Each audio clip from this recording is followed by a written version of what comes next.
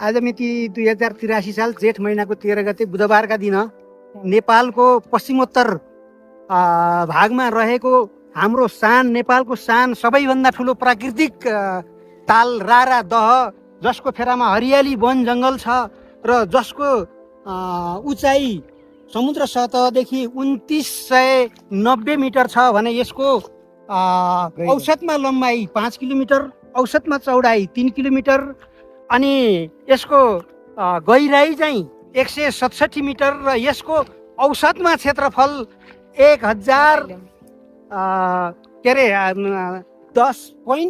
Kilometre रहेको छ।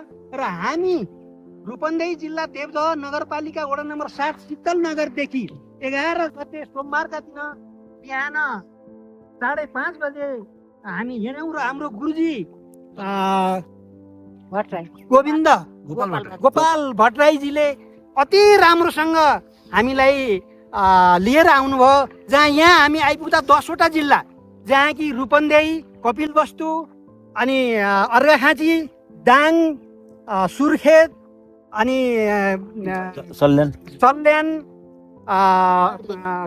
सल्यान अनि दैलेख, कालीकोट, जुम्ला हुँदै यो मुगुमा हामी प्रवेश गऱ्यौँ।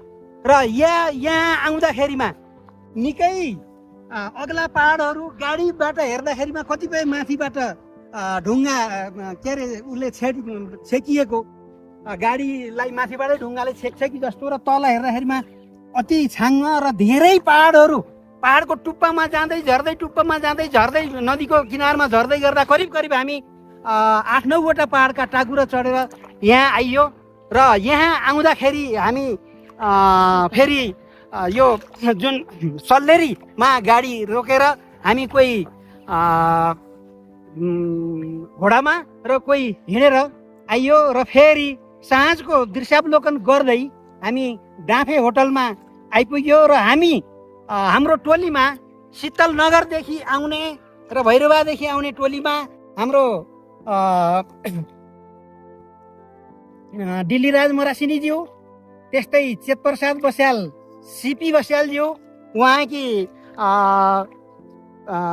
पत्नी भगवती बस्यालज्यू, त्यस्तै खडानन्द भण्डारीज्यू, उहाँकी पत्नी सुशीला भण्डारी सानु, त्यस्तै भैरवादेखि हाम्रो दुर्गा कुमारी शर्माज्यू र म दिननाथ सापकोटा र मेरो श्रीमती मीना कुमारी सापकोटा सहित हाम्रो गुरुजी गोपाल भट्टराईजी भएर यहाँ आएका छौँ।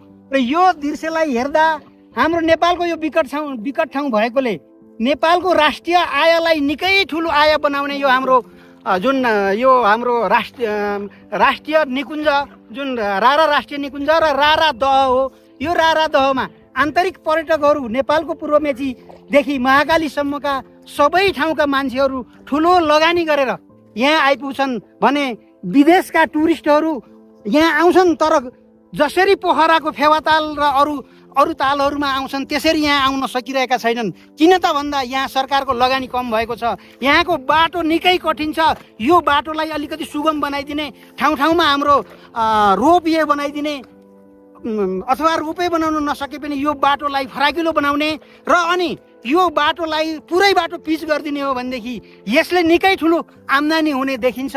यसको लागि सरकारको ध्यान पुग्नुपर्छ। हामी सबैले यो धारणा राख्नुपर्छ। यहाँ आउनेहरूले हामीले सरकारलाई घचघच्याउनु पर्ने अवस्था देखिन्छ। यदि सरकारले यसलाई राम्रो बनाउने हो भनेदेखि यसले राष्ट्रिय आयमा निकै ठुलो वृद्धि गर्ने देखिन्छ। यो एउटा नेपालको जुन राजधानी केन्द्रदेखि दूर ठाउँमा भएको कारणले यो पछाडि परेको रहेछ।